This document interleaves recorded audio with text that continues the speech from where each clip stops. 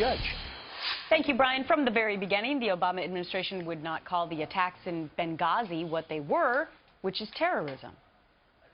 Based on the information that our initial information, and that includes all information, we saw no evidence to back up claims by others that this was a pre-planned or premeditated attack.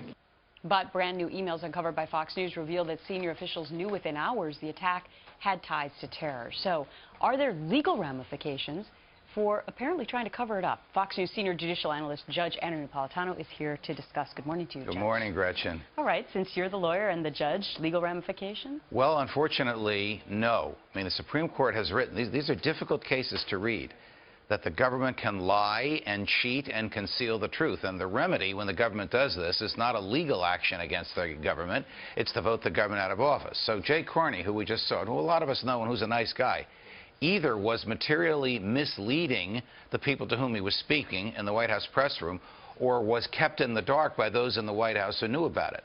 The fact that the White House and the State Department and major intelligence agencies knew within moments of the start of this attack that it was not a spontaneous reaction by ordinary Libyans to some homemade movie in California, but rather was an organized terrorist assault aimed at our personnel and our property is indisputable. We now know from the emails that our colleagues at Fox got that 400 people, senior people in the White House, the State Department, and the intelligence community were emailing about this as it was happening. So either they didn't tell Jay Carney, they didn't tell Susan Rice, who told Chris Wallace and others that this was a spontaneous demonstration about a crazy, cheap movie, or they were lying, or they were told to lie. So is there a difference between that and maybe spinning a story when you're trying to keep the interests of the United States safe? I mean, I'm thinking about all these other possible covert actions that may be going around the world from time to time where the government doesn't tell the public the truth. Understood. Is that different? Understood. I don't think the government can have it both ways. I mean, the president stated, I think, to Jon Stewart on The Daily Show on Comedy Central,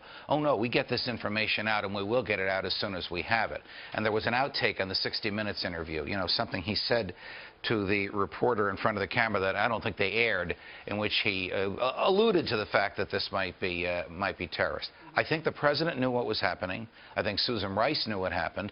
But I think if they said this was al-Qaeda or an organized terrorist assault or done by a militia roving in the streets that hates the West, that would be inconsistent with the message of the president's campaign, which is he killed bin Laden, al-Qaeda is on the run, therefore re-elect him. Let's move on to another topic because a lot of people will have some questions about this. The Fort Hood shooting, never labeled a terrorist attack. It was a workplace violence shooting incident, according to the government. Right. But now you have this Chick-fil-A shooter who walks into an office in Washington, D.C., and they're labeling that a terror attack. Why the difference? Well, I don't know why they've done this. And this labeling is frequently done in a non-legal context. By that I mean the courts really don't care what label the government puts on a crime. The courts care, what's the charge? Does the government have enough evidence to prove the charge beyond a reasonable doubt? In the case of the Fort Hood shooter, A, the evidence of guilt is overwhelming. B, he's already exposed to the death penalty. So adding a label to his crime or his alleged crime would not increase the penalty or change the prosecution. Well, for him, but we've done interviews showing that the victims in the Fort Hood shooting, they get different compensation. That is a very good point. They don't get Purple Hearts potentially. That's a very good point, and that's something that the president himself could change by a phone call to Attorney General Holder. Where's he been lately? There was a time we were talking about him all the time. That could be done by a phone call from the president or from the attorney general. All right. Sorry, I couldn't resist that. Get back to me on where he's been. Okay. Maybe we'll do a segment on it tomorrow. Attorney General Holder, where are you?